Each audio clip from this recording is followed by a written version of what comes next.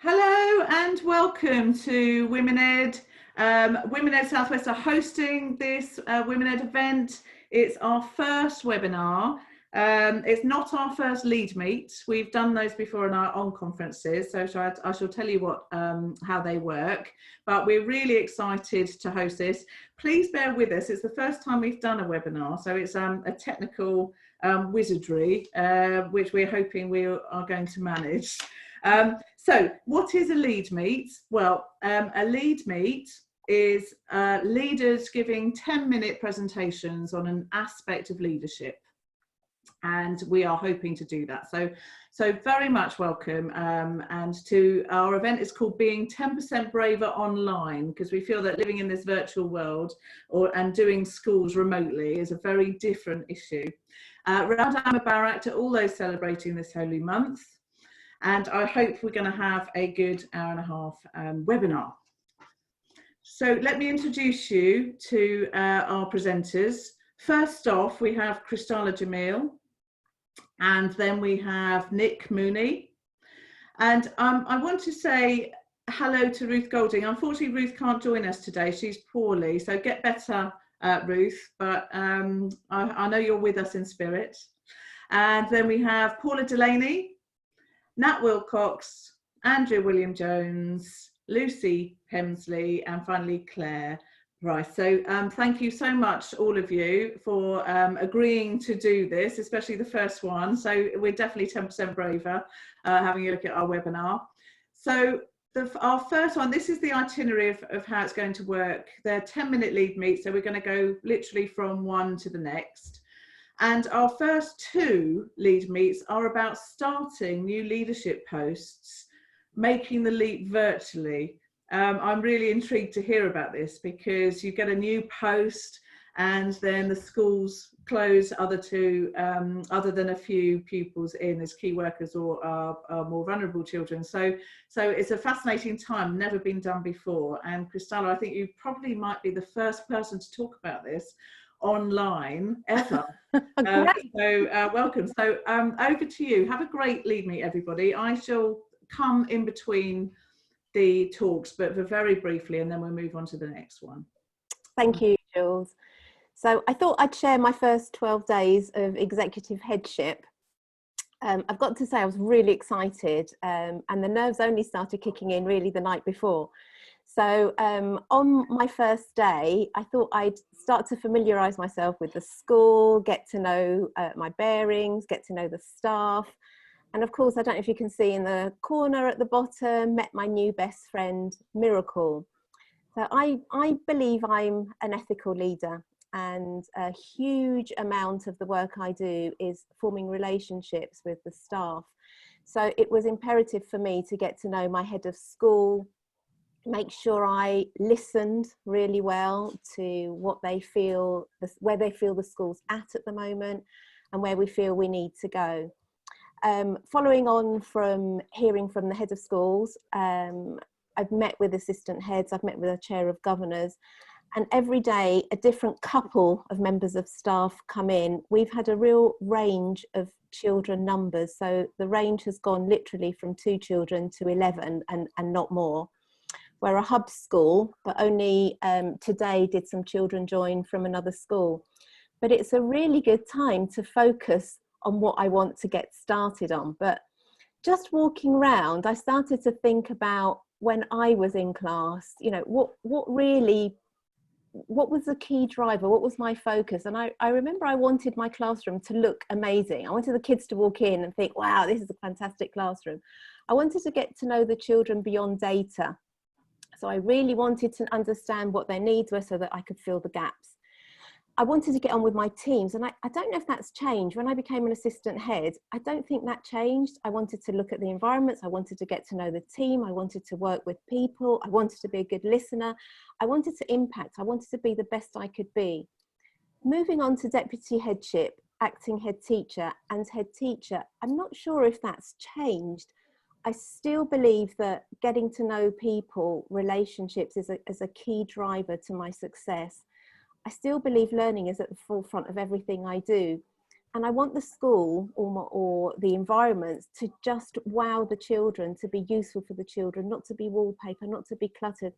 So I kind of summarised all of those into 3 main areas. Now, there's no real order of these, but I'm going to look at wellbeing, learning and environments, because that's what I did over the past couple of days. So the quality of teaching is the most influential tool based on school improvement, but relationships really does supersede that. For me, the quality of relationships is a driver, but also developing trust, collective values, also my priorities. A good leadership team supports the head teacher, but a great leadership team brings challenge and healthy conflict. So communicating this and forming effective relationships have really been my most inspirational moments to date. But if I take each block at a time, when we looked at learning, I had to really consolidate where I was financially. So looking at the budget, understanding what learning has gone on, but in the current times, I really wanted to know what home learning looked like, how staff are assessing work, how we're communicating with parents, with the community, what are parent views. So that was my key area. Then I started to look at the impact of teaching across both schools. And I don't just mean historically, I mean currently too, taking into account the data, any areas to do with safeguarding, and looking at staffing, looking at how I can further support staff to grow and develop. I met with a company that I've used in a previous school called The Big Think, because I feel that when we do go back, whether it's phased, however we manage to return to some form of normality when those school gates open for the children, I feel a huge amount of our focus is going to be on their well-being and mindfulness. So I've met up with a company that I'm really familiar with, and they're going to come in, but it's also about my staff well-being, not just the children and the communities, and discussing what resources they feel they need to go beyond just our opening to be long-term. So we've got 2 plans in place at the moment, one for a June opening and one for an opening in September. But I'm looking at behaviour, I'm looking at pupils' attitudes to learning, and I'm looking at what we feel they're going to need when they come back. And if I'm honest, I'm only halfway through there and getting ideas from staff as they come in. Displays was another huge area I wanted to visit really before the children came in. So I want them to see a little bit of difference, I've got to be honest, but I also want it to be a purposeful environment. So things are going in place that I've planned for the coming months, not only the immediate times. So learning areas have been addressed and plans are in place for both indoors and outside. Virtual platforms are areas we need to develop further. From where the school's at, we're managing with the website at the moment. Zooming is our favourite keyword. So we're Zooming and team meeting, but it's starting to fall into place and it's only been a couple of weeks. Where do we go next? So I've started to send questionnaires out just to really find out what everyone is feeling. A weekly newsletter is going out to update staff because I don't want them to miss on any developments, having only seen 2 or 3 on a daily basis. I want everybody involved and everyone to have a voice because it matters. We're planning virtual meetings. There's definitely in our strategy plan going to be some inset before the children come, just to make sure that we're all ready. And we're already starting to work on the environment. So really, those are my 12 days in a nutshell. It hasn't been daunting after going in and meeting the staff and meeting the kids, even the handful. You can see it's a great school. I'm already very comfortable and I'm already very excited about what the future holds for us. That's it from me. So I'm going to hand back to Jules now, and thank you for listening. Thank you so much for that, Christella. Gosh, it sounds like you've done so much already. I can't believe it. And online, what an amazing achievement. It's a great team. It's a great team. It's a great community. I'm sure you're wonderful to have to work for. So thank you so much. Thank you. We are now going to, we're already there. So that's listening to Christella, who's an executive head teacher for primary. So is secondary any different? I'm intrigued. And Nick Mooney's going to tell us how She has moved into an assistant head teacher role virtually. Hello, Nick. Hi there. So my little presentation is from a slightly different aspect. Obviously, you can see that Christiana's got that executive head oversight, whereas I'm very much going to talk from a perspective of a kind of narrative of how my time has gone. So obviously we're not used to working in this way of being at home and being part in school, and that's for everyone, even if you're not actually changing schools. So back in January, I was really lucky to be appointed as an assistant head teacher, and it was massively as a result of the influences I've had from Women Ed and being 10% braver. And I was really thinking that, new decade, this is going to be amazing, and then kind of things obviously started to change in terms of the fact that the COVID situation started to close in on us. Now, I'm just going to give you a little bit of background to my life and my teaching career. So I've been a teacher for nearly 20 years, and I spent about half of that time in middle leadership. And I've got 4 children, 4 sons who range between age 2 and in year 11. And my husband's a deputy head, and he's actually just after Easter stepped up to being joint acting head teacher at his school. So for us as a family, this time has been really, really kind of crucial and important to us. So I was really lucky that on my induction day, it actually was 2 days before the news broke about COVID and the school closure announcement that came out. So I was actually able to have a fairly normal induction day, which was really good because I was able to visit my school and I was able to meet up with the staff and the kids were in. So that was really good. And then obviously 2 days later, the closure announcement changed the route through as to how I was going to be preparing myself for starting at a new school. Things changed in terms of the fact that I wasn't going to be teaching when I started straight after Easter. So one of the things I really prioritised in that lead-in time, adapting to the situation that we were in, was that I started to get hold of by Zoom or by phone all of the people who I was going to be line managing, and I made sure that I really focused on good communication with those people at that time, so that I was able to get them to know me a little bit in the way I work, and also for me to find out a little bit about them and and their kind of thoughts, and to learn about the school context in a way that I needed to, because obviously I wasn't going to be there in the normal way that we usually work in school. And I kind of finished my previous job, and I really wanted to feel like I was being productive. And the problem, obviously, when you're trying to feel productive, I suspect we all probably kind of felt like we needed to be doing something over Easter, was that there wasn't really much in terms of tying up loose ends at my old school. So I really wanted to kind of get my teeth into actually doing something for my new school. So it was really nice to actually have a few things I could focus on, having had those conversations with people. So I started after Easter on the 20th of April, and I was really fortunate that first week that I was actually in school for 3 days, and that was a really good insight. So my first day was information overload, and I came home, I was absolutely exhausted. When you go to any new school, there's a whole language around acronyms that is very specific to that school. So whether you're DOFs or you're HOD or you're HOCUS or whatever, you need to get really up to speed with kind of like the acronyms that are used.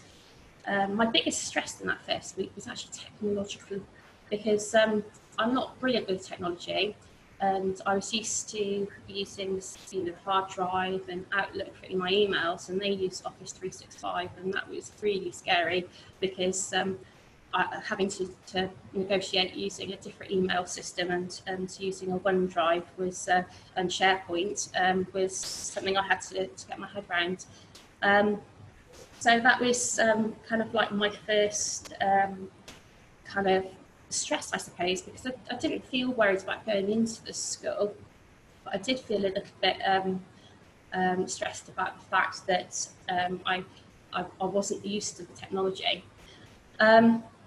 So that first week kind of went really quickly, and once I got my head around kind of how to use the technology, that was great. The second week, this was kind of a harder week for me, And it wasn't hard in terms of the work that I was actually doing.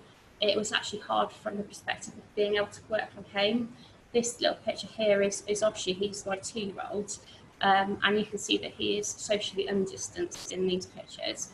I really found that I had a week's worth of work, I had a massive to-do list for last week, and being in school for 2 days wasn't enough time to get that sorted.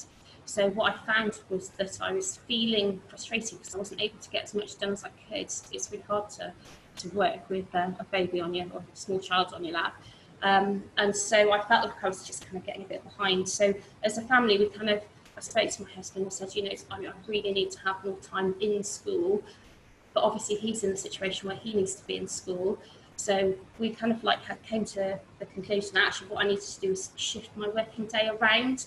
So what we decided was that I would work in the evenings, and actually he would take the kids off of me when he got back from work, so that I could then spend that time and have a good proportion of time where I had that kind of clear headspace, where I wasn't going to be interrupted, to get my day's work done a little bit later in the day. So with that in mind, I communicated with the people who I was going to be working with and saying, you know, don't worry about if I email you at 10 o'clock at night, I'm not expecting a response. It's just that's my time when I'm able to get my work done. And so that was kind of like how we worked it. And I've really tried to maintain really good communication with all the people that I'm working with. And I'm sure that lots of people have kind of found this kind of same kind of thing, really. And so, you know, if I think about kind of my reflections of the first 2 weeks of making the leap in a virtual way, then these are them. So, you know, the massive silver lining is that there's a real benefit of the fact that without a timetable, without, you know, having to negotiate doing things with the students in school, I've been able to get used to the school systems. I've been able to build relationships with staff and have those times to actually, you know, talk about things, and that's been really useful. And I've actually managed to have a bit of time to learn about some of the things that I wasn't so sure about. So actually doing a bit of CPD that's been targeted on the things that I felt that I needed to develop a little bit more. So that's been really useful too. Challenges. Work-life balance is a little bit more stretched than it normally is. You know, working full-time and having a family, I am used to having work-life balance, you know, quite stretched anyway.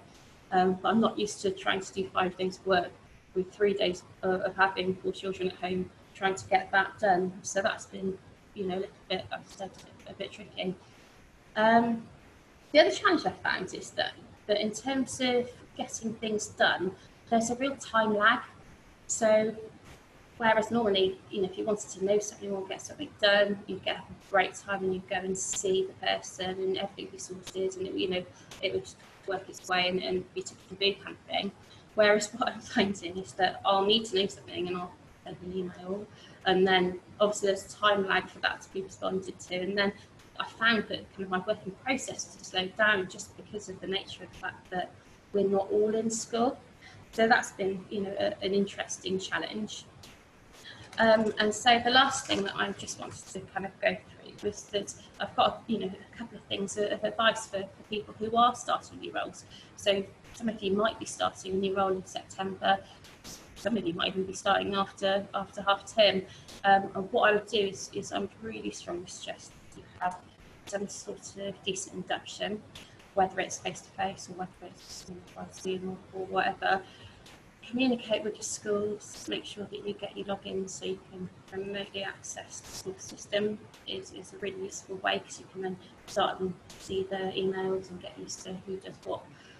And you have time to familiarise yourself with the school expectations and policies, and I think that's a really useful thing to spend a bit of time looking at as well.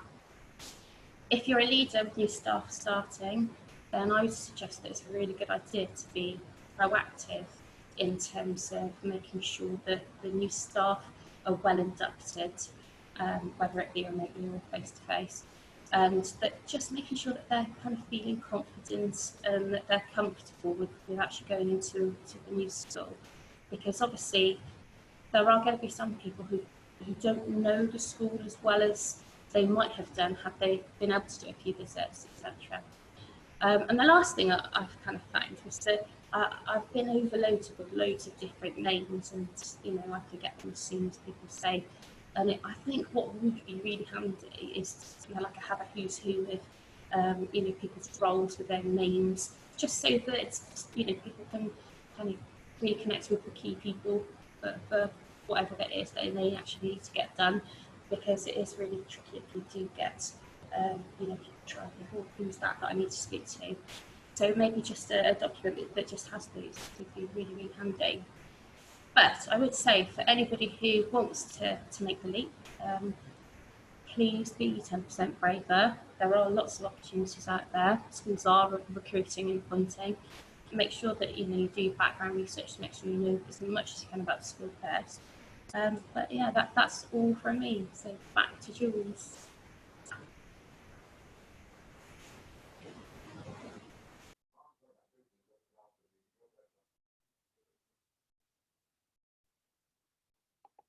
Jules, you need to unmute, I think. Oh, thank you. Do you know, I was so worried about doing that and I did it. I think I warned everybody else not to, and then Nick, I just wanted to thank you for that, and just to say the pictures of your family were so lovely, and seeing your son on your lap with the milk bottle, I remember those days so vividly, trying to mix all those different lives that we all have. So thank you very much. Just to say for those listening, there is a chat line and a Q&A, so please put your questions in. If we don't if we're not able to answer them tonight, then I will look back at them and get answers back to everybody. So, but we might have a little bit of time at the end as well. So thanks, Nick. We are off over now to Paula Delaney, who tells us that actually this is being online is nothing new for her, because that's her job. And so she's going to teach us all and tell us all how to do learning well. I'm really going to be listening very hard to this. Thanks, Paula. Thanks, Jules. I hope we'll get something valuable out of it. But just the first thing is, so the session has been called Doing Online Learning Well, but a couple of things to clarify before we begin. At this point in time, most of us will be engaged in remote learning, ensuring that teaching and learning continues at a distance. But there is no expectation that we actually engage in online as part of this. So just to clarify that. And the evidence does not suggest that using any specific online format is better than formats such as worksheets or textbooks. So neither are better or worse at supporting teaching and learning. However, should you choose to engage in online learning, the session's been designed to help you develop your practice in that area. So over the next 10 minutes, I'm going to try and refer to evidence as much as possible about what actually works. Bearing in mind, we are in uncharted territory, so a lot of this evidence is being kind of analysed and repurposed as a best fit.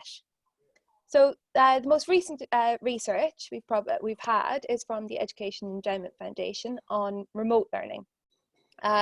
And they completed a review of all the evidence that was out there, and they've identified these as their 5 key findings or recommendations. Just give you a moment to have a skim through those.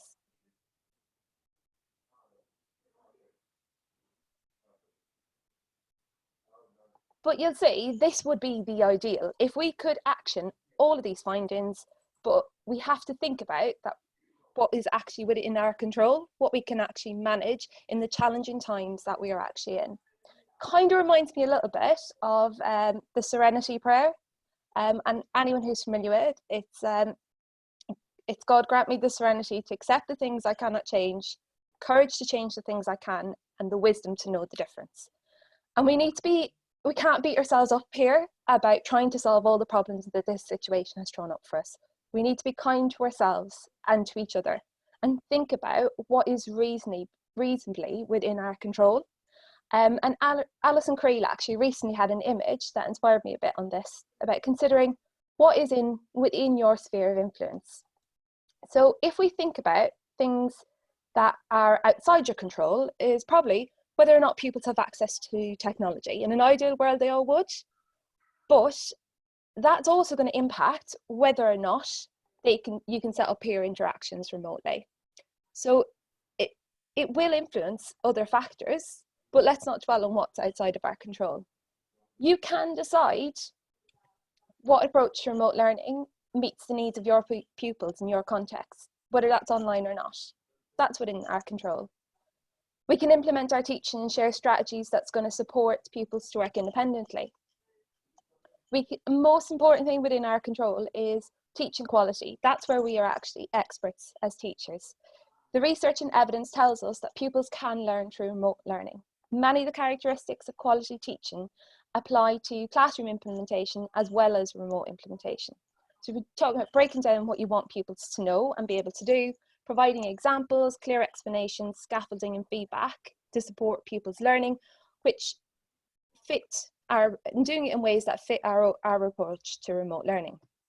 So let's focus on how we might plan remote learning and use online learning effectively as part of this. So I've kind of gone with terms that might be familiar to us at this stage. So intent, implementation, impact. If we base it around those three key ideas, and we think about our intent is, well, what do we want pupils to learn? What do we want them, and why do we want them to learn that? So our overarching intent for a curriculum is probably going to stay the same at this point. Your long-term plan is going to be your long-term plan. However, what you're asking pupils to learn at home is going to need to adapt. We need to think about what can pupils do independently, given the resources and support they have, the amount of time that they're realistically going to spend working independently as well, because there's going to be constraints in that. So if you're planning the week of remote learning or a single lesson, you need to be very clear about what it is we want learners to know and be able to do. And that's going to then inform our implementation. So how will we support pupils to actually learn this? When we're in the classroom, we think about our format, we think about our activities, and now we have to think about actually how are we going to deliver this? How are we going to get the information to the pupils?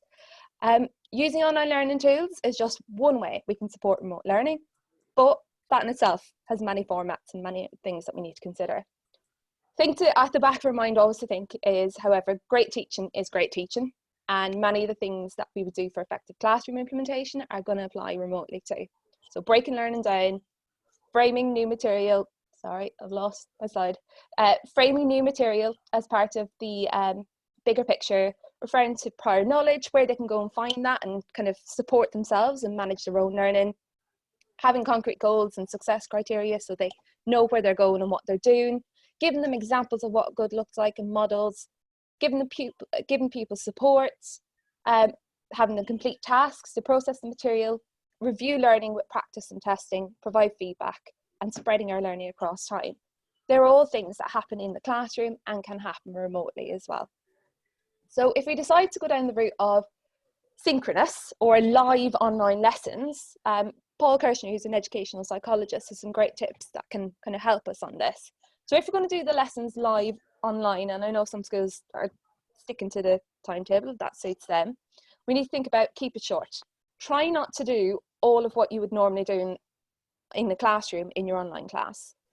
Prepare well, know what you're going to say, and don't kind of necessarily deviate too much from our intent within the lesson. However, we do have to be responsive to an extent. Provide structure.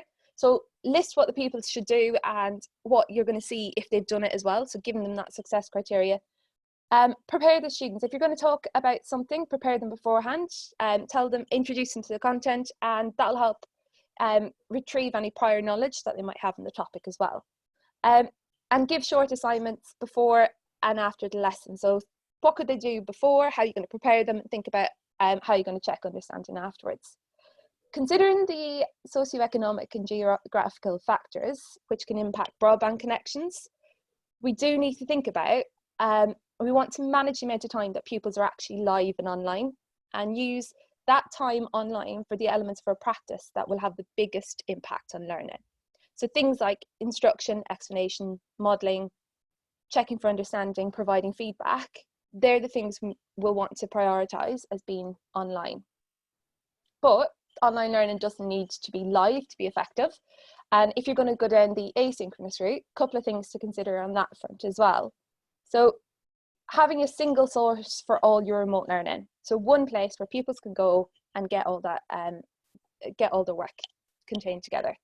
It can ensure ease of access to those instructions and materials. So online learning tools, Google Classroom, Microsoft Teams can help us store learning in a secure location, because we also need to think about the safeguarding and protective implications here.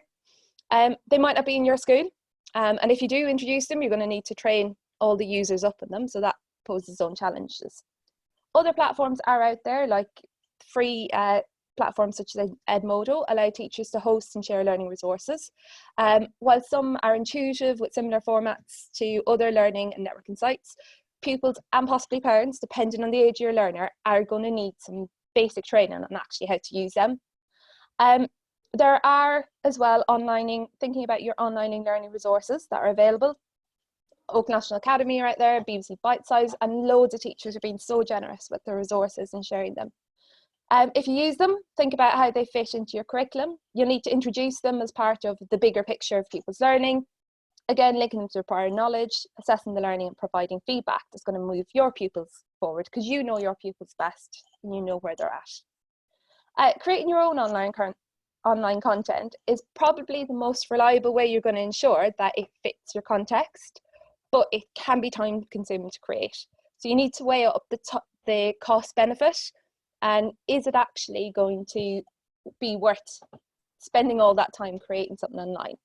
If we are going to create content for online learning, focus on the content and resources that make the biggest impact, as we've talked about: recording instruction, explanation, modelling, examples, and also think about content you can use in the future to support learning. So is it something that you can actually have in the classroom and then set it as homework and use it down the line too? So create it once and use it often.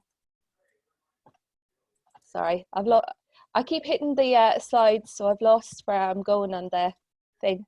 Nearly there.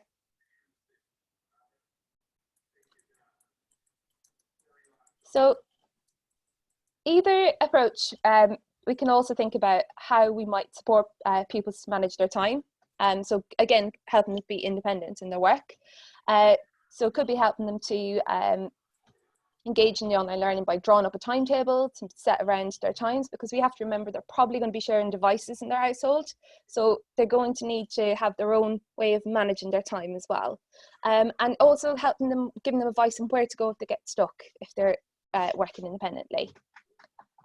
If we're asking parents or carers to support younger learners to access online learning, we need to think about as well, do parents have those skills? And if not, how are we going to share that information with them? And we do need to think, if online content is not accessible, then we need to provide alternatives of equal value to learning that can contribute, so that we're not contributing to widening of education gaps. So textbooks, workbooks and worksheets that include relevant text, images, models or resources can be equally as effective. Finally, we need to think about the impact. How will we know what pupils have learned? So we need to think about how we're going to assess the impact of what we're doing. Lots of quizzing tools are part of our online learning platforms already. So we have Google Forms and we have Microsoft Forms as well, where you can kind of set self-marking quizzes if we want to check knowledge. Other platforms like Memrise and Quizlet are free and may already have quizzes that exist that you can use there. And we might just set a task for pupils to complete that we can then check. If we're doing it synchronous or the live learning, depending on the platform, most pupils have the option to share their work with you. If it's asynchronous, where pupils complete the work that you've set and then submit it, we need to be providing instructions about how they submit it, when and where they'll need to submit it as well. We'll want to provide our pupils with feedback to help move that learning forward.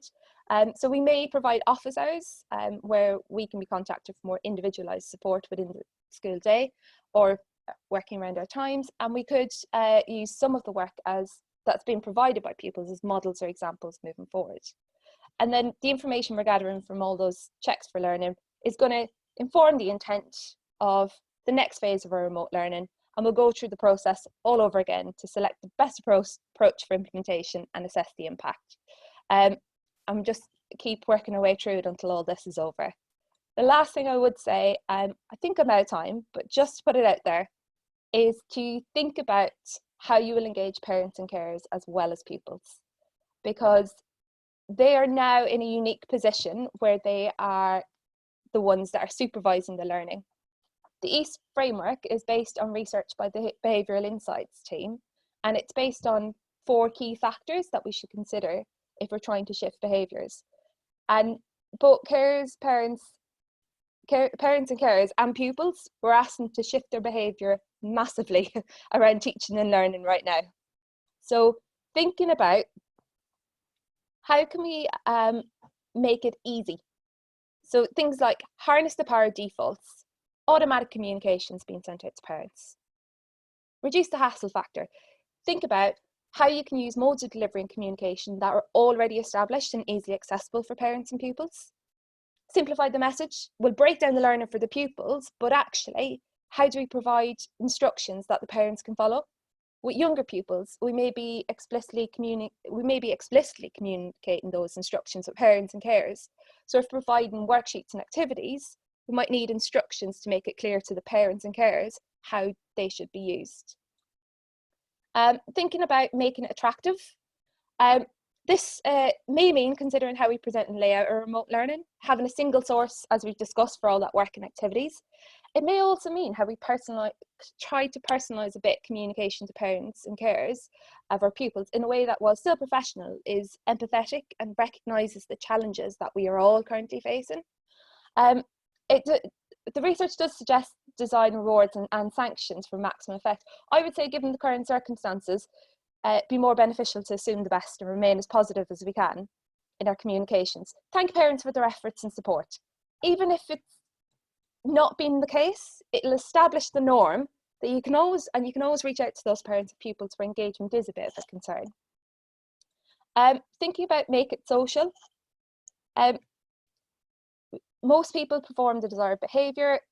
Show that most people perform the desired behaviour. As mentioned, acknowledge that parents and carers' efforts and support in communications that you send out, and suggest it's the norm, and encourages others that we can all do this together. Use the power of networks. We see many parents are already establishing networks among themselves in order to support their children, but it might be worth considering how you as a teacher could establish some networks with parents and provide that support where appropriate. And finally, make it timely. Prompt people when they're likely to be most receptive, and start to set up a regular communication with parents. Establish a routine around when remote learning is released or when it happens, and try to help people consider the immediate cost benefit. So when we identify deadlines for submitting work and providing feedback, it helps to recognise the immediate benefit of engaging work for both pupils and parents as well. So really, by recognising the role that parents and carers, and I'm sure many of us here are parents and carers as well, by recognising their role in remote learning process, we can work to get their support for the benefit of all our pupils. Hopefully there's something in there that's of use. If not, there's some references there that we can have a read of and get some further information, or Q&A if you want. Paula, thank you. That was brilliant. So much research, and considering this is new to us and we haven't really done this before, I can't believe you can set up a system. You can set up such a brilliant presentation talking about how everything is in this one. So that's brilliant. Just to say, if anyone's listening, we can share the slides if our presenters don't mind. We'll put them on our website. And this is also being recorded. So again, I'll go through and check with our panelists, but if everybody's fine, then we will put the recording on our website too. So either if you've missed it or you want to watch it again, because there's so much information. There always are with these lead meets. They're great, aren't they? There's so much going on. But Paula, thank you so much. It was really useful. I've made a few notes. I love your point about parents as well, and a single source, I just want to say. So as a parent of 4 children, I'm kind of all over the place with all the different places I've got to go for education for work. So thank you, that was great. Okay, on to our next presenter. This is Nat Wilcox, Associate Head Teacher. And Nat has done, I'm really intrigued to hear about this, because Nat has done so many online interviews. I can't remember, it was about 15 or something, which she'll tell us anyway. And she's going to tell us about the positives and the pitfalls of interviewing people online. So I'm sure this will be really useful to many of us. Over to you, Nat. Thanks, Jules. It's been really interesting hearing everybody else talking about starting jobs at these kind of really strange and bizarre times that we find ourselves in. And actually recruiting at this time is probably equally bizarre. I know that if anybody's ever worked in an international school, you might have been used to doing some online interviews. But actually it's really unusual, I think, for most of it in this country. As Jules said, I had the pleasure of doing lots of interviews a few weeks ago.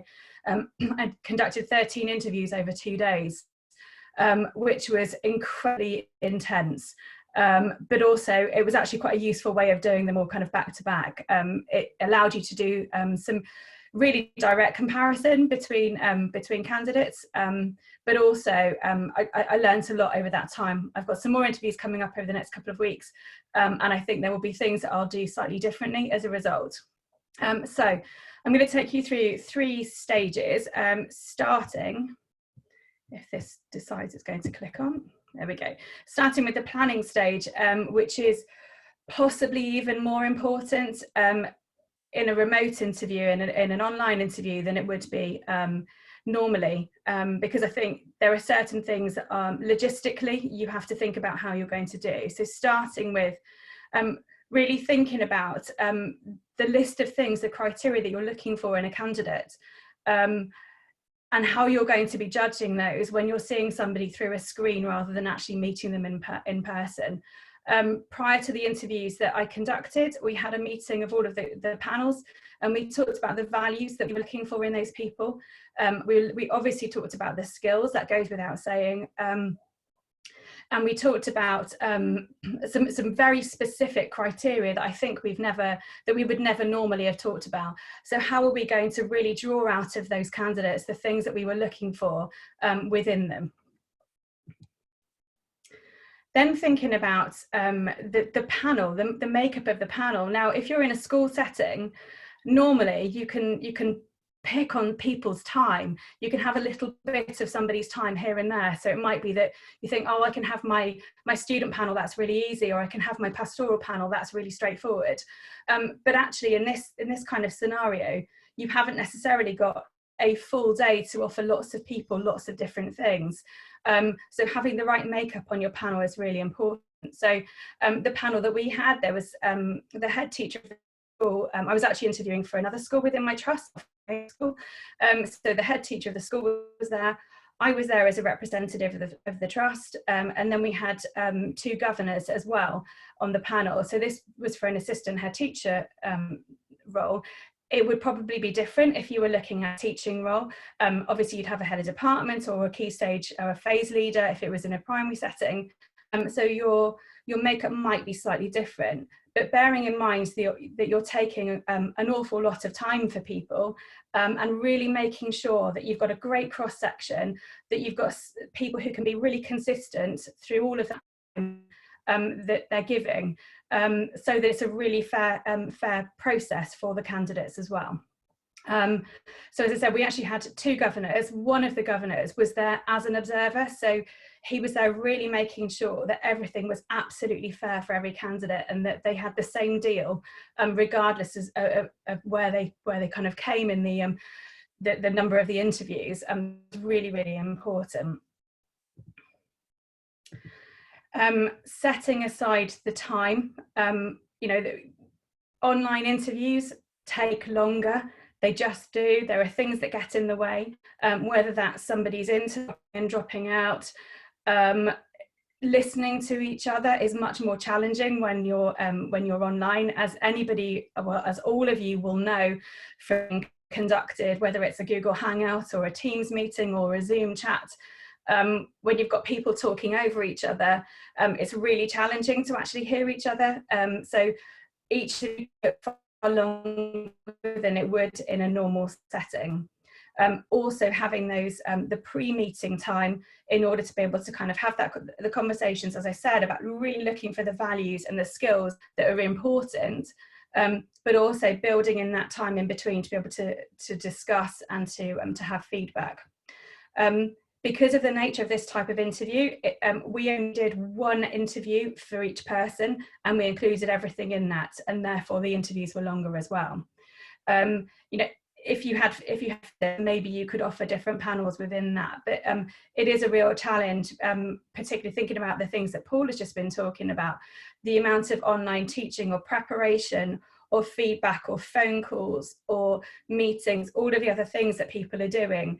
You know, actually trying to condense it into one interview is actually practically quite useful as well. And then obviously preparing the questions, again, as you would with any interview, your set of questions aren't going to be particularly different unless you're really thinking about some of the scenarios or some of those safeguarding questions that may often be in a separate panel or in a separate interview. So really trying to incorporate all of those within the interview that you're conducting if you're going to do it in one. The other thing I would suggest is that you're really looking for the values of a person, which is incredibly difficult to get through a screen. But you know, that you've got to find ways. So we included questions like, how would your students describe you? How would your colleagues describe you? What would you go to the wire over? What's your motivator? Those kind of things that you're really trying to draw out the values of a person that sometimes are easier to gauge when you're face to face in the same room as them. So you know, that was really important. The planning of those really took some time to make sure that we had it as close to being right as we could. And the interview itself. Okay, so really thinking about whether it's important to you that your candidates conduct a task. Obviously in these situations, you're not going to see somebody teach. I think it would be unusual to ask someone to deliver a Zoom lesson whilst you're sat there watching them. I think maybe there are schools out there that have tried that, I have no idea. But really thinking about possibly a planning task. So getting them to think about how they would introduce a model, scaffold, some of the things again that Paula was talking about. I want to ask them about actually how they're managing their delivery of lessons during this time. If it's for a middle leadership or a senior leadership role, what kind of task would you want them to deliver? Do you want them to give a presentation? Do you want them to do a data task? So those kind of practicalities, and again, that will differ depending on your setting and depending on the role that you're looking for. But again, it's factoring in the time to be able to do that. In a normal situation for an SLT role, you would expect there to be a task, and often, certainly in my experience, those have been given sort of with fairly short notice, so that the candidate has to go away and they've got a half an hour to prepare that. Practically, that's really challenging to do in this situation as well, but it might be that you give them a task the night before they present on during their interview. They submit it and you're able to give them some feedback on that as part of the interview process. Okay, so I've just included this because these are some of the things that we ask questions about. So really trying to figure out and unpick whether or not this person is aligned with your organisation, so aligned with your school values, with your ethos. So what kind of research have they done ahead of coming into this interview? You know, have they really delved into the school's values? What have they read? What have they researched? Do they understand what you're all about? Have they looked at data? As boring as that may be, but do they know where you are as a school? You know, are you a school that's high performing? Are you in a school that's struggling and actually needs to be getting out of a bit of a hole? So all schools are going to be in a slightly different position, and actually it's really important that a person coming to that interview has done that research. So really thinking about how you're going to make sure that they've chosen you for the right reasons. So you know, often we'll open with a question that's why here and why now. So why have you chosen us? This is a general question. This would be great in any interview, really, but actually, more so, I think the why now is massively important. So, given where we are as you know, a country with this sort of this crisis, what's making that person choose to leave their school and start at a new school? It's different with Christala and Nick. Their decisions were made before any of this happened. But why now? Because I think people are finding it much harder to make decisions at the moment about their careers. From the people that I've talked to, and I've seen lots of teacher tap polls that have gone out around it, you know, were you planning on leaving and now you're planning on staying? So really unpicking the why here and the why now, but why specifically this school and why specifically at this point? Some people might say why not, which is also great. Crucially for me though, when we conducted the interviews that we did, actually the things that sort of giving those candidates an opportunity for asking some questions, because as much as we want to delve into them as people and as teachers and as leaders, equally it's important for them to have that opportunity to ask us questions, and to really unpick as much as they can about the school. You know, they're not going to have an opportunity to come and look around. They're not going to meet children. They're not going to meet other teachers. They're not going to walk in to the reception and meet your lovely smiling receptionist and have a fantastic welcome. So, you know, it's the questions that they ask about the school, I think say as much about the candidate as anything else. So some of the really impressive questions that we were asked were, what would I see when I walked in? What would the children be doing when I walked around the school? What conversations would I hear in the staff room?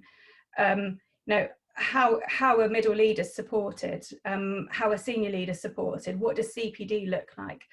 So really insightful questions that possibly might have been answered on a tour or on another panel, if they had the opportunity to do a traditional interview. And then how do you make your decision? It's incredibly difficult, I think, and ultimately it comes down to having enough time. So we built in time throughout the day, or the days, multiple days, to be able to actually discuss the candidates between, and to score them or rank them in the way that you might do in any other interview as well. But then we also built in time to actually kind of move away from being sat in a Google Hangout, and actually really reflect on the decisions that we thought we were going to come to. So time away, and then we came back together. Again, on a normal interview day, you'd be doing that all the way through the day, because it's really easy. You can have quick catch-ups with people, and you can make those slightly quicker and easier decisions.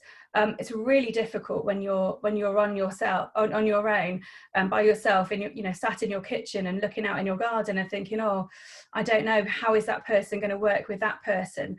Does their personality fit with the team that we're creating? So building in that time to go away and reflect was really important. And actually what we had was some private Google Hangouts, so that we could really think about that amongst ourselves as well. And then we came back together, and then we checked, and we wrote down what we thought was, we were making up an SLT team actually. So we put those people into some roles, and we looked at the fit of them as a team. And then really importantly is building in that time for feedback. So as I said, I conducted 13 interviews. That meant 13 lots of feedback to all of those people as well. So building in enough time to be able to do that was really important, because those people are likely to go for other similar positions, whether it's in these kind of strange and bizarre times that we're in, or whether that's at another point in their career where they might apply for another SLT position. So building in time for that was absolutely crucial.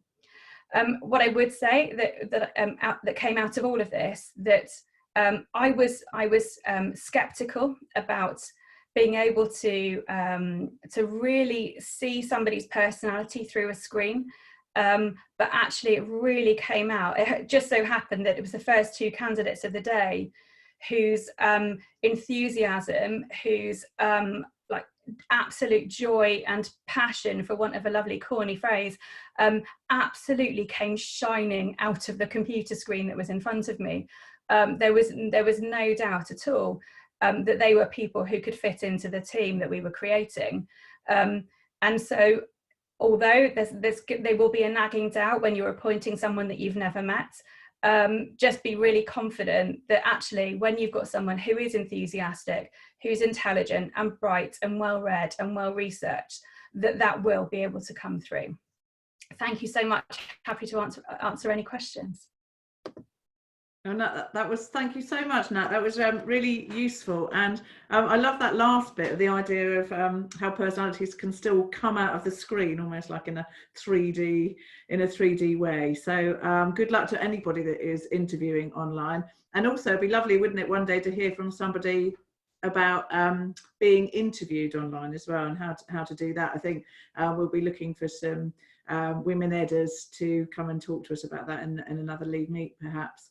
So that was really interesting. Thank you. Lots of really good tips there. And you sound like you're a real pro now. You'll be able to write a book on interviewing online. Okay, thank you. We are moving on to Andrea William-Jones now, who has the role of supporting NQTs. And how do you do that online? How do you keep your NQTs feeling connected? Well, she's going to tell us. Hello, Andrea. Hello. Thank you, everyone. I'm going to start by taking you on a little trip down memory lane to Wednesday, the 18th of March. My memories of that day were that rumours were abounding, and suddenly we were told Gavin Williamson, the Secretary of State for Education, would be appearing at the daily briefing. 5 o'clock came, and suddenly schools would be shut by the end of the week. This was 5 o'clock on Wednesday. And I believe the phrase he used was, when schools shut their gates on Friday, it will be for some considerable time. So I don't know about you, but my first memory was of hearing this and then hearing that exams for 2020 were cancelled. And then we went into mega planning mode. I don't know about you. There was a lot of mega planning that evening and for the next couple of days as we thought on about the implications of where we were going to be, all the millions of unanswered questions that were running through our heads, through the heads of our staff, through the students, through the parents, through the governing body. But if we were feeling like that, then what on earth were our newly qualified colleagues feeling? At that point, those of them who'd been with us since September would have been just about to complete assessment point 2, so effectively 2/3 of the way there. Anyone who'd started a post later than that wouldn't have got that far yet, as anybody who'd maybe not quite passed assessment point 1 on time. So these young members, or young in terms of their time in the profession, went home wondering what on earth was going to happen to their NQT year. And also, let's not forget that some people are given 1-year contracts on condition that they successfully complete NQT year. So one of my thoughts was, what on earth was I going to do with my NQTs? And I have quite a few this year. How was I going to reassure them? So I'm sure that by now, when we're in week 7 for them, they're probably fed up of hearing me. Here she is again, she's ringing me again, she's emailing me again. But I just thought, in many ways, it was a bit like having younger siblings, or when you get to be as old as me, having children. Very often, they might be living alone. They might have children. They might be going home to families who are shielding. They might be shielding themselves. So I decided I would check in. One of my NQTs has been learning Welsh. He's an MFL specialist, so he decided he would learn Welsh online, and every week because I come from the land of song. We have a little chat in Welsh. His is already much better than mine. We always spend a little bit of time thinking about good things they've done. 3 of them have had trips cancelled that they would have been doing in the summer. They were taking year 7 and 8 to Madrid and to the Opal Coast in France. So they were quite disappointed. They were very full of questions about when will we know, when will we know? And I've just been very open with them. And obviously there's their concern about the appropriate body and whether they're going to pass, and the fact that after that original announcement, subsequent information has been a little bit slower to arrive. They've needed lots of reassurance, and I have to be honest, I think I would too in that situation. You're sending me home. I'm going to be working on a rota. I'm going to be at a hub school, which is not my school, with people I don't know, but I don't know when I'm going to be back at my school. And taking time to reassure people is really, really important. And I treat my NQTs, and they probably moan about it, extended family, because they need that. It's their first year. I remember my newly qualified year with horror, being dumped in a classroom and left there with very little support. So being there to unpick for them, we email and we chat once a week, and I've encouraged their subject buddies to do the same, their mentor to do the same. We were just about to file our assessment point 2 reports, so we did it anyway, because I didn't want to leave them feeling hanging any further. And then I might hear you saying to yourself, well, what about me? Why am I? What am I doing this? Well, yeah, you're awesome. You wouldn't be an NQT mentor. You wouldn't be the induction tutor or the person who works with trainees. And let's face it, trainees have been left in a similar situation. You wouldn't hold that kind of role in your school if you weren't good at nurturing. And do what feels right for your NQTs, your trainees, your new colleagues. We're some way in that state, that situation again, aren't we? We know that Boris is going to talk to the nation on Sunday evening. We know that Nicola Sturgeon is going to talk to Scotland on Thursday night, and she's already said, leaked, or maybe decided to drop hints herself, that she's going to extend lockdown for another 3 weeks. But the rumours are abounding here again. And I think late on Sunday night, I'm going to ring my gang and say, this is what it means. These are the implications. That's my sincere apologies. That's my mother-in-law on the phone. She was widowed just 6 weeks ago, and we've barely seen her during the whole period of lockdown. So we talk to her every 7. I'm so sorry. Give them a ring on Sunday night. Make sure they understand what's been said. Communicate whatever is going to develop in the next week or 2 as it happens. Keep them in the loop. Make them feel part of the team. And make sure when we all get back to school that they're all right. There's nothing like someone popping by and asking you how you are. Even if you're fed up of them asking, it's still nice. Thank you very much for listening. And if you have any questions, I'll do my best. Thank you.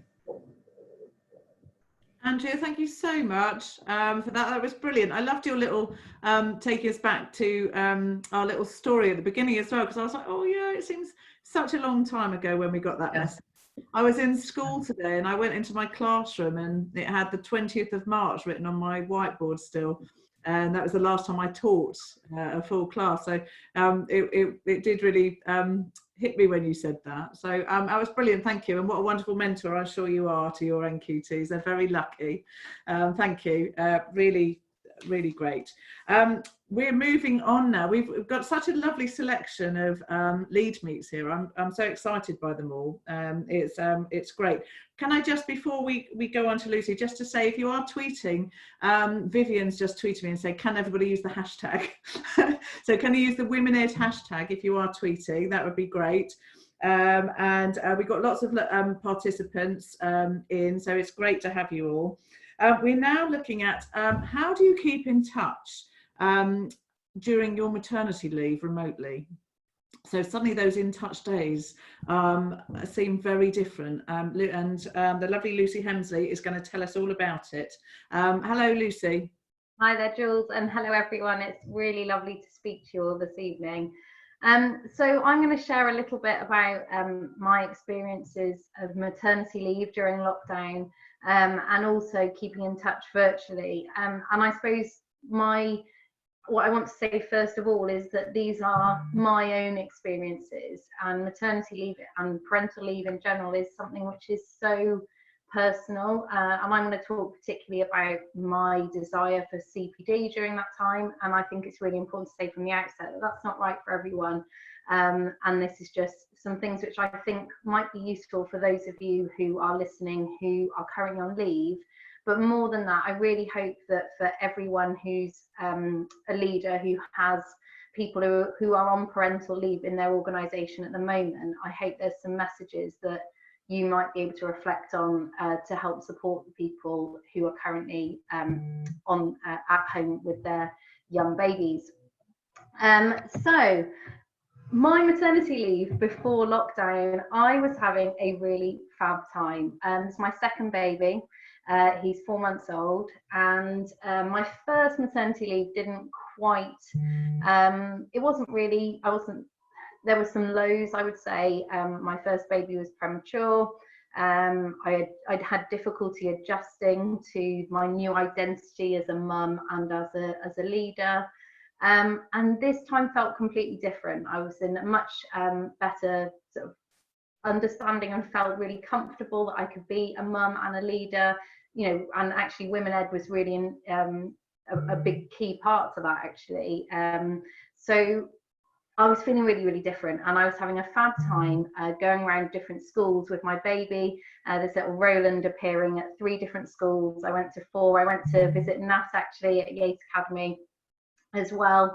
And I also took place in so a Making Maternity Matter leadership course when Rowley was just 5 weeks old. Took him along and thought, I've heard about the MTPT project, and that was really transformative for me. So that was pre-school closures, and I was feeling really fab and excited about the further schools I had planned to go and visit, and sort of just have some CPD during my time off, as well as having lots of baby cuddles and baby times. But then schools closed and life changed for everyone. And so this is a little bit of my experiences, a few captures of me with my 3-year-old and trying to attempt some sort of home learning. And of course I caveat that by saying these are the photos that I've taken. There is not photos obviously of the tantrums and the paint that went far beyond just his hands. But you know, it's really, really difficult and tough for people who are balancing childcare. And you know, it's interesting to hear Nick's experiences of balancing childcare and work. You know, I'm obviously not having to do that. I'm just balancing what I had thought my maternity leave would look like, and the loss that I felt of what that maternity leave would look like, but with all these new strains and being locked down at close quarters. So I had to kind of readjust my understanding of what it would be like. So actually, I'm now feeling in a much better place than initially after lockdown, where I thought, well, that is it. I couldn't find any moment for myself. I'd gone from having my 3-year-old in nursery and really enjoying the times that I had on my own, where I could have some time reading, reflecting, one-to-one time with my baby, as well as being able to develop my do a bit of CPD through and do my CPD accreditation with the MTPT project. But actually, there are some really fantastic resources out there right now. It is actually perhaps a little overwhelming how much CPD, online CPD that is out there. But these are some of the things which I've kind of tapped into. So that photo there is of me with baby and the bouncer, of having a school visit, a virtual school visit with someone that I couldn't go to in person, but we were having a Zoom call. And I'm sure that you've all seen the various things that are being put out by Research at Home. I've done quite a few of the Teacher Development Trust webinars and Zoom calls. But the fact that they can be completed flexibly has been huge bonus to me. The fact that I can get 3-year-olds in bed and I can then maybe sit down when baby's sleeping, or I'm making more use of podcasts, and just being able to have some hands-free CPD. So I think it's kind of readjusting about my expectations. And I must say, those of you who are on maternity leave and aren't aware of the MTPT project, please check them out. But also, every leader, if you have people who are on leave who aren't aware about the MTPT project, do signpost them towards them and that community.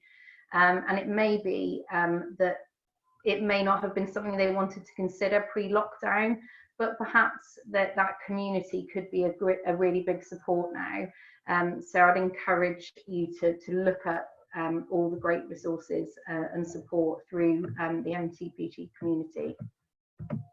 And then I was thinking about kind of keeping in touch and wanted to share some of my experiences. So firstly, maybe thinking about what support have you got in place for those people in your organisation who are on parental leave. You know, if I don't know what you're doing in regards to staff wellbeing in terms of checking in with people, make sure that you're including people who are on leave.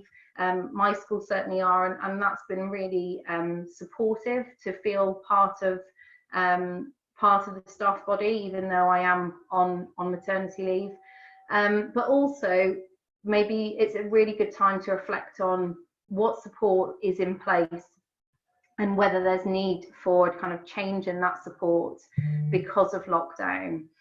There's also a real opportunity to do kit days or other ways of keeping in touch differently because of lockdown. I have been zooming in to use Chris Darla's the verb of zooming, which I think is amazing. I'm definitely going to be using that. But I've been zooming into SLT meetings out of choice with baby. I love that I can put him on mute. I can turn the camera off if he starts having a complete meltdown or I need to feed him. And that just opportunity just wouldn't have been something that I perhaps would have thought about, or my school would have thought about before lockdown. And now, you know, I'm being able to engage with SLT meetings.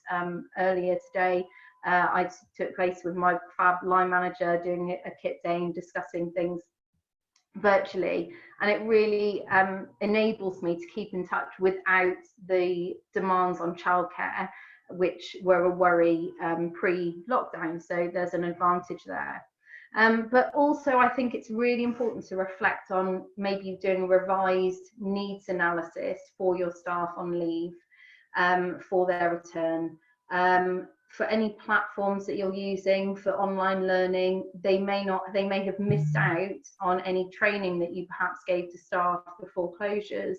I've spoken to some people in the community who are really worried about not feeling like they can use Teams or Zoom, or not feeling confident with platforms that are being used with students and staff.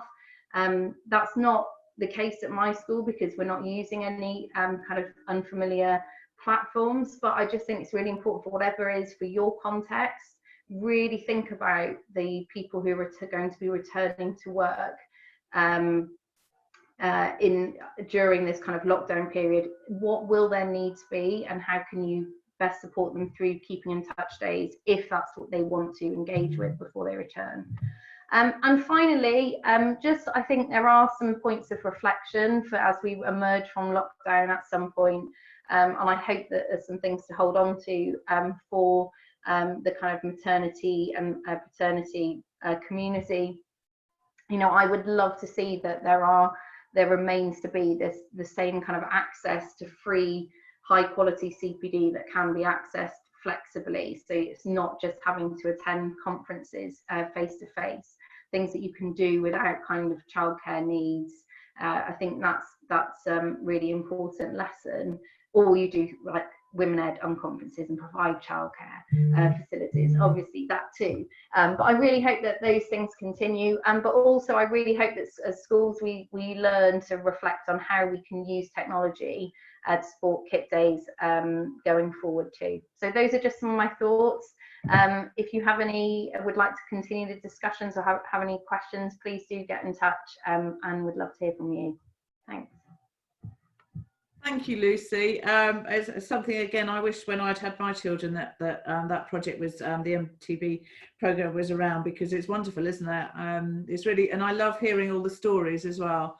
I often hear different stories from different people when we're at Women Ed conferences. So yeah, and it's great to have that online essence of that. I think you're right, that idea that you can turn off your microphone or your camera at any time is really useful as well, while your child screams behind you. I really get that. That doesn't change when they get older, I just want to say, as my teenager strops in the kitchen asking for toast as I'm talking to the head teacher. Where's my toast? Anyway, it's been a lovely evening, and we are nearly there. If we've got time, I just want to say we might trial out a bit of Q&A until the time of the end of the webinar. So, but we've got Claire Price to finish for us on such a wonderful, positive way as well, about embracing the future. So I'm really excited to hear from Claire. Hello, Claire. Hello, lovely to be speaking to everybody. I'm sort of wrapping up what everybody said, but also moving forward. And those of you who will know me with a characteristic call to arms. I think we've had a very difficult few weeks, and they've been personal, they've been professional, and they've certainly been systemic. And the best we can do is to embrace it, embrace the uncertainty, and look at where we move on to. Hiraeth is one of my absolute favourite words. It's a Celtic word. This one is Welsh. It doesn't really translate very easily into English, but it means like a longing for home, and not the home of your bricks and mortar, but the home of your soul, the place where you're sung to, if you like, when things are bad. And I think probably we've all been spending quite a lot of time with that yearning for home, that thinking about what that home is. And some of that is about thinking about people, some of it's about thinking about where we'd prefer to be. I've seen lots of pictures of people wishing they lived by the seaside, but also it's about what is that sense of who we are, how do we find it, and how can we actually utilize this time to be able to find it well. This is one of the best pictures, I think, that has come out of the COVID-19 crisis. And it's a beautiful picture from an article in The Guardian. And of course, we'll all spot Angela Merkel. Some of us will spot Jacinda Ardern.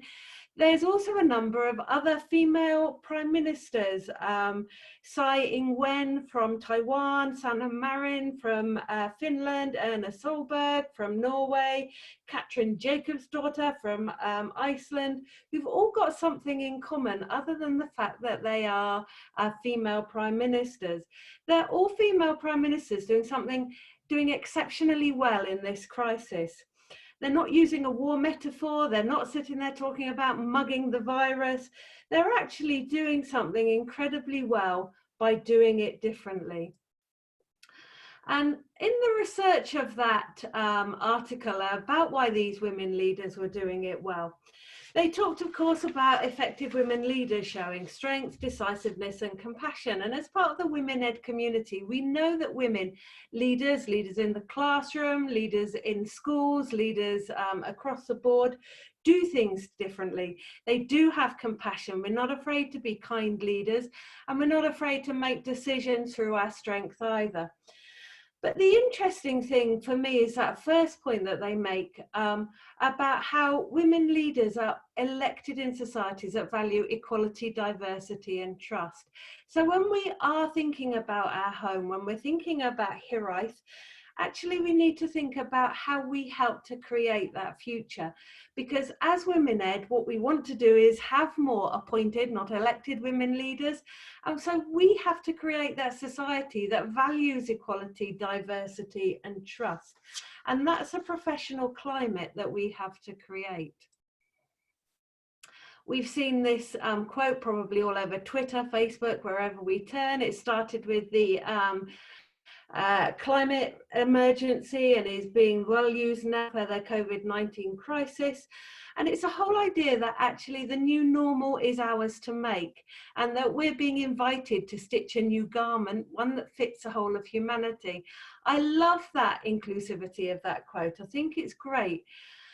The thing that I would like to pose back to you though is, do we need to be invited to stitch that new garment? Why are we waiting to be asked? Surely the future is ours to make. And I really believe that we only create change by agitating for it. If we wait to be invited, if we wait to be welcomed, if we wait for somebody else to do it for us, change just doesn't happen. And that can be personal. It can be about thinking about who we are, what we are, where we would like to be. It could be professional, and I think for a lot of us, we've been thinking about, does our job fit now? Does our job have the same values as us? Have we got time now to think about being promoted? Have we got time now to think about retirement planning? All of those things. And there's also the idea of creating systems change. And I keep hearing, and I hear it from our head teacher unions in particular, and I hear it from people who mean this very well. Our school's going to look the same after all this? Is school leadership going to look the same after all of this? Well, yes, it will if we don't fight to change it. And so we have to be sure about what it is we're looking for. And how we're going to create the change I think we all know we need to create. We know that schools have become somewhere taken over by a political agenda that we haven't necessarily been part of, but we've let happen. So my questions to you are, what will you stitch into your new garment? When you're thinking about your own future, are you home? So are you home personally? Are you following your dreams? Have you got your work-life balance right? Are you abiding by your own well-being needs? Are you looking after other people in the way that you would like to? Are you clear about your values? Are you living your values? Are you in a job or a post where you're able to live your values? Do you need to do something different? Are there other opportunities for you out there while you're agitating for change and creating the future? And I've loved seeing women in particular embracing this uncertainty, finding new jobs, saying, do you know what, I'm going to go it alone, or I'm going to do this, or I'm changing jobs, or I'm thinking about life differently. And on a Women Ed systems level, are we stitching into our garment a leadership ethos so that more women can become leaders? Are we thinking about what that means? Are we valuing compassion? Are we noticing compassion as well as decisiveness and strength? And are we pointing out that actually right now compassion is the most important value beyond everything else? And I think there's nothing more salutary than exams being taken off at the drop of a hat, it appears, exams going, and all the way that we've been fighting professionally to say so important gone, and well-being is the most important thing. So when we stitch our garment, and certainly for me, these are the things that I'm stitching into the new garment that I'm helping to co-create, not just within my school, not just within my network of leaders and women leaders in particular, but also I hope across a wider landscape. So stitching our new garment means seeking out women to champion, recognising alternative skills. So have you spotted that NQT who might be a little bit quiet but actually has got something to offer? Have you reached out to coach somebody who has been having difficulties in being promoted, but you can see actually they just need somebody to recognise that they're doing things differently and still doing things very well? Seeking out diverse voices to tell a story we don't yet know, that is so important. I think women are often felt that they're not very listened to, but we've got a whole range of people, new voices, BAME leaders, LGBTQ plus leaders, disability ed leaders, who actually have got something to say that we haven't yet heard. Do we seek out those voices, and not just on panels, making sure that we're representative there, but within our school, within our network, when we're doing something, are we making sure that we're listening to everybody? And are we making sure that we are modelling and absolutely nailing that leading with compassion, leading through equality, leading through diversity, and leading with compassion? And how do we make sure that we show that? So when we do our assemblies to kids, or when we're talking in the staff briefings, or when we're doing our CPD, that we're showing there are alternative models that aren't the war metaphor of prime ministers, if you like. But I'm not just stitching my new garment. I like to seize my new garment. I think the day is ours, and if we are sure that we want things to be done differently, we need to seize as well as to stitch. So those of you who know me well know I always refuse to accept discrimination, but for all of us, and it's not just discrimination against us for whatever our characteristics are, but it's noticing discrimination for everybody, and particularly in schools, that can be around support staff, that can be around our newest teachers, that we're actually making sure that where we see it, we're standing up and saying this isn't okay. Refusing to be crowded out. There was some lovely women ed research yesterday being put out about how women's voices are drowned out, even in groups that are designed for women to be able to talk in, to talk out in. So make sure that we don't do that, because we all do it. We're all part of that cultural bias that says that a male voice is more important than a female voice, and making sure that we're really clear about how we systemically plan for that. And lastly, I suppose, refusing to work in a way that doesn't reflect the future we need to create. So when we're in our leadership meetings, or our departmental meetings, or in our university lectures, or in our trust meetings, are we making sure that we are saying that some things are okay and some things aren't okay, and continuing to make sure that we are making the future that we know that is so well needed? So I'm going to end back on a Welsh note of hiraeth. From today, from this virus, from thinking about what the future looks like, make sure that you go away and think really hard about how we can individually and collectively create the home we all yearn for and that we all need. Thank you. Wow, that was amazing. Thank you. What a lovely finish, Claire, to our webinar. It really was very inspirational, and I know Nat said in the chat that it was stunning. I completely agree. I feel like I want to run out there now and change the world. So thank you so much. We have run out of time really for questions and answers. So it's all a learning curve for us, looking at webinars.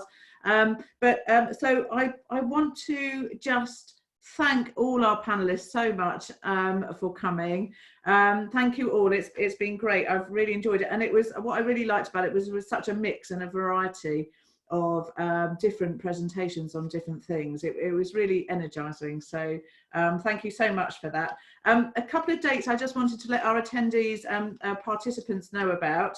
There is going to be another one of these hosted by the Midlands region. Caroline Spalding is hosting that one. So it's kind of our sister event, we've called it, and that is on the 18th of May.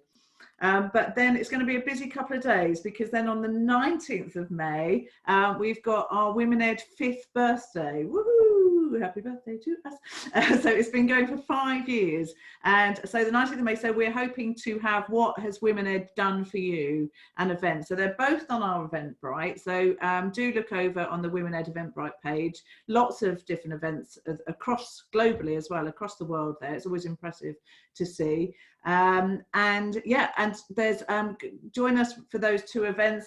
Do join us on Twitter. We're now on Instagram. Alison Creel has started Instagram, so we are very modern now. And Facebook, and also our womened.org website will have everything on it. So just to say as well, I have recorded this, so I'm hoping it will work, and I will put it onto our website so people can access it if they haven't been able to see it live. And also I'm hoping, I'll speak to all the speakers, but I'm hoping I can get all their presentations as well, and slides, and we can put that on the website too. So that'll be great. So give us a couple of days, but that will be on. Thank you for joining us. We had more than 100 people through the event, which was fantastic. And it was our first webinar, so I'm really pleased with it. And I'm very appreciative of Claire and Paula and Lucy and Nat and Christala and Nick and Andrea. Is everyone else? Oh, and Nat, yeah, you are down there. Yeah, just checking I've got everybody, because I didn't have everybody on my screen. So thank you so much. And yeah, enjoy the rest of the evening, everybody. And we'll see you soon. Thank you, everyone. Thanks, Jules. Thank you. Bye. Bye. Thank you. Bye.